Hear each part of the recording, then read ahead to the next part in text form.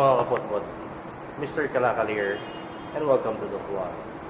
Right guys, so today I'm gonna show to you, or I'm gonna discuss the details of my bike dito sa likod natin. So I want you to meet Basha. Ayan. So this is Basha. This is a Rusi Classic 250. So the bike has been with me for quite some time. So on this vlog, I'm gonna show you different upgrades that I did, different stories that I have with the bike, or ano yung mga maintenance natin, ano yung mga future plans natin, etc. etc. Alright, so kanina dun sa montage nakita nyo yung bike. So as you can see, medyo lang naman, medyo customized na, or medyo different na siya from the stock bike. Okay, so starting off, again, this is a Rusi Classic 250 2018 model.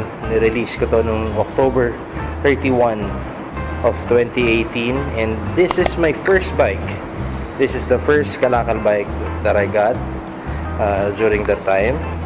So hindi pa tayo nag-vlog doon, so hindi ko nagawa ng video when I was getting the bike. Alright, so dito tayo natuto magmotor. Actually kay Benny sa keyway natin, pero dito ako napasabak ng 2 oras sa pagmumotor. Dahil hindi nagde-deliver si Rusi Junction, I have to take this home by myself ng nagda-drive sa public road. Alright? So it's a matte gray bike. So yung mga bagong release na bike ngayon, hindi na ganito yung pagka matte gray niya. Medyo silverish na, or lighter gray na yung lumalabas ngayon. So yun. And the bike has been with me for more than a year, 1 year and 3 months, or 1 year and 4 months. Hindi ko lang eksaktong alam. Okay, so there are some modifications na tayong mga ginawa dito. Right now, the Rusi Classic 250 originally, if you're new to my channel, by the way, I do moto vlogs, different types of vlogs, or the bikes that I use, ano yung upgrades na ginagawa natin, ano yung performance niya, etc. etc. So don't forget to hit that subscribe button na rin sa baba, and like nyo na rin itong video na to if nagustuhan nyo. Right, so going back, now originally the bike has a clip-on handlebar. So yun yung isa sa mga una nating pinalitan. So it's a different handlebar nang meron siya ngayon. Okay, so this is what we call the fat bar. Hindi ko lang alam yung eksaktong specs or size or length or diameter ng mga pipe ng tubo na to, pero we call this the fat bar. And I got this piece from Mr. Henry Ang. Search nyo lang siya sa Facebook, Henry Ang. Then siya yung nagbebenta ng mga ganito. And eventually marami din tayo mga nakilala. So there are lots of sellers of this type of handlebar. Nandiyan din sila Brian Bruto, sila RS Moto, sila Jake Guerrero, etc. etc. Pero ito galing to mismo kay Henry Ang. So I got this ng set.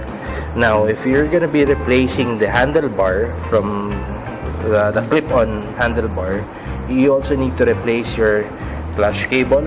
Ito yon. Alright, you also need to replace your this one, yung brake hose nya for the front brakes, and you also need to replace the throttle cable. So I got this ng set, so worry free na, i-install na lang. So you can order this from Jake Guerrero and different shops that we know. Okay, kasi yung mga ordinary handlebar, hindi kailangan mo pa rin yung pang RC250, kasi ito yung sa riser magkakatalo yan. So pag bumili ka sa Lazada, hindi kasama yung riser na pang RC250. Later on, pag pinakabit mo na, ito magiging problema mo. Okay, so bili na lang kayo sa mga trusted online sellers natin.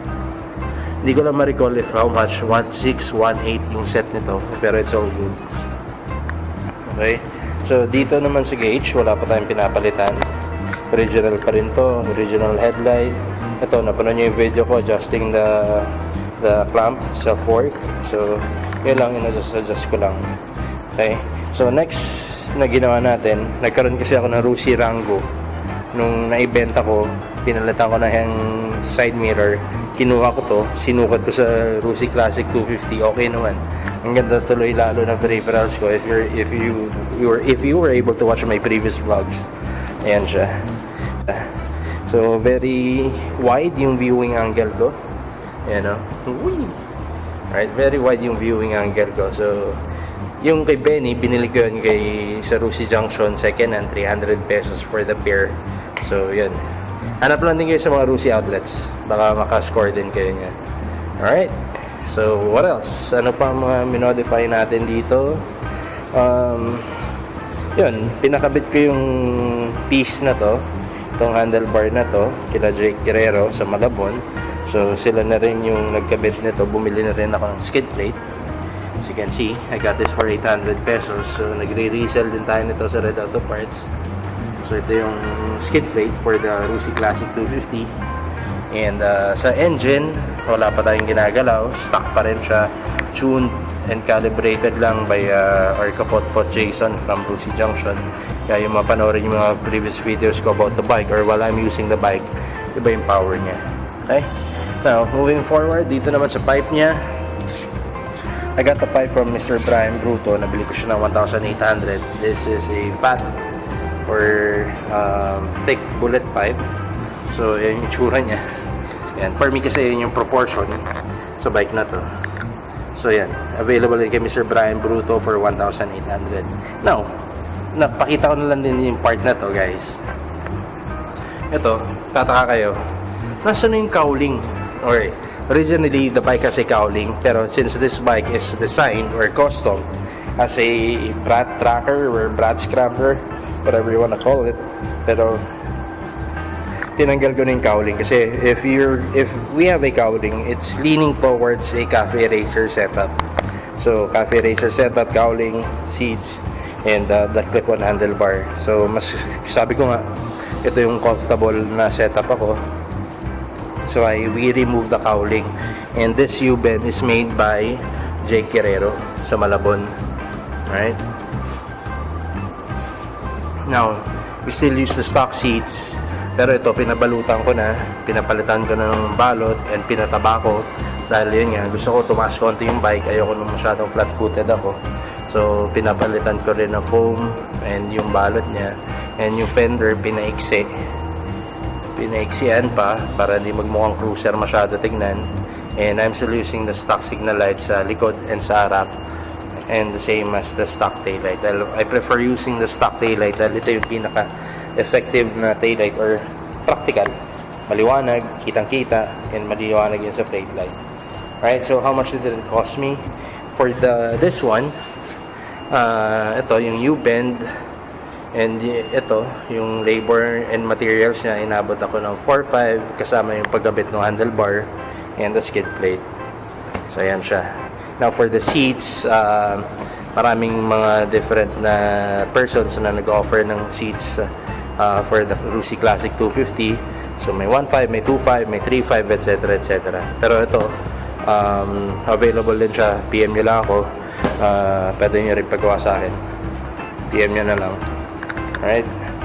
So, what else? Next upgrade that I did is yung shocks. Okay, guys. This is the ZZ shocks that I bought from online seller. I believe si Mr. Henry ang meron din ito. He's selling it for 1.2. I also got the springs or itong shocks na to for 1.2. So adjustable siya up to 360 mm. So yung sa mga malalaking tao na medyo alanganin sa RC250, I suggest you replace your shocks with this one para mas tumaas pa, pang daya na itsura ng bike para hindi mo kambitin. Alright. So, yan, may dadaan lang kasi so baka ma-sideswipe tayo. I'm here at the parking lot, quarantine day pa rin. So, I'm doing a vlog about the bikes that I have here. And particularly itong si Basha 250. Now, going back dito sa ZZ shocks. So, adjustable siya. Kasama na rin yung spanner niya, yung pang-adjust. So, adjustable yung damping niya kung soft or hard ang gusto nyo. Then at the same time, adjustable yung height niya up to 360 mm. So ito, the bike has been adjusted to 340 or 350 mm. Enough lang na medyo sakto sa height ko. I'm only 5'7", so yun yung gusto kong stance ng bike na to. Next upgrade that we did, again, this is only 1.2. Okay? So, next upgrade that we did is yung dito. nagpalit na tayo ng solid bushing or solid mounting ng what do you call this, ng hub natin for the sprocket. So solid mounting na yan for TMX. So si Jason na nag-convert niyan, and nagpalit na ako ng bagong chain para sure ball. It's a HD 428 chain. So tinanggal ko na rin yung ano niya, yung chain cover para magmukhang wala lang, mas for me mas malinis and mas custom tignan. Okay, so I forgot how much inabot ako dito ng conversion ko na to. 500, 800 pesos kasama labor kay Jason. All good na yan. I'm still using the stock sprocket dahil okay pa naman ako sa stock sprocket. Not too fast, not too slow. Okay sa rangkada, okay sa ahonan, ay okay din sa duluhan.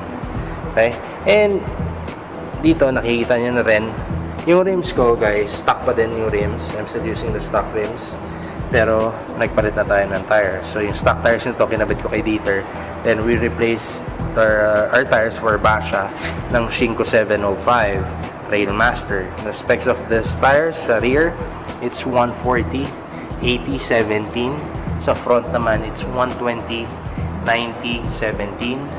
So both 17 tires pa din. Pero I'm using this tires dahil ito ang for me mas makapit to.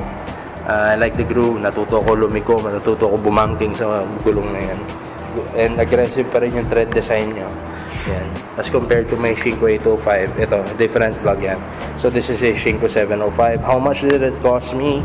I believe it's 10,800 or 11,800, hindi ko na ma-recall. Pero yan. And so far, yun pala yung upgrade. Ayun pala. Yan, yung yung mobile phone holder ko. 350 kay RS Moto. Side mirror mount siya para mas malinis tignan. Dito lang. So, noong una hesitant tayo magkabit niyan kasi sabi ko, medyo nababado yan ako. Pero eventually, as I use the bike, very important sa akin yung phone calls sa mga clients natin. That's why, nakamount na yan dito.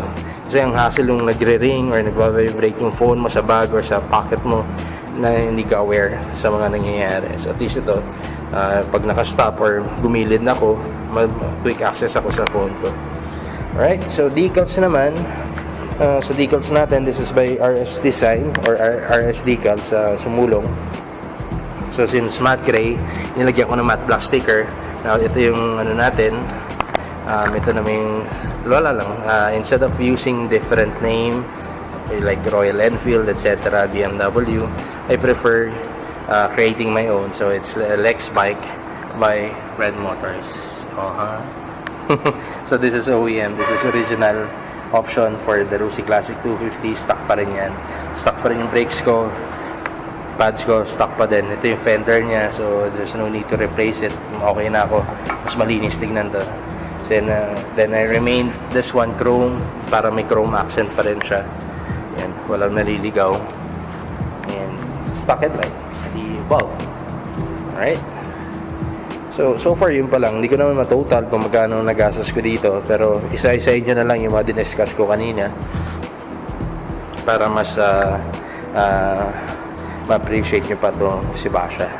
Okay, so if you're quite hesitant of acquiring such bike, don't be. Dahil okay to, sulit for an 80,000 bike. What more can you ask for, diba? Huwag nyo lang hingi yung CC, syempre, diba? Iba ng presyo ng 400cc kahit pa China bike. So this is a 80,000 bike for if you're gonna buy this in installment, 10,000 ang down payment, then 2,855 a monthly for 3 years amortization. Okay, so let me give you a sound check of the pipe that we got from Mr. Brian Bruto. So mileage niya sa akin for 1 year, more than a year, it's already what, 1,837. Okay, by the way, the backlight of this gauge is switchable, pwedeng blue or amber, pero I prefer this one, amber. Wala lang, para Japan. So let's fire it up. Ayan. So the pipe has a silencer dahil ayoko na masyadong bulahaw. 250cc lang to, ayoko na bulahaw. Ayan. Yan yung idle niya. Okay, there you go. So that's a quick discussion of my bike, Basha. So after this one, pakitaan ko kayo ng clip ng while we're driving the bike so that you can see and learn how to adjust depende sa height preference or sa bike preference ninyo. Alright? So here we go. In 3, 2, 1.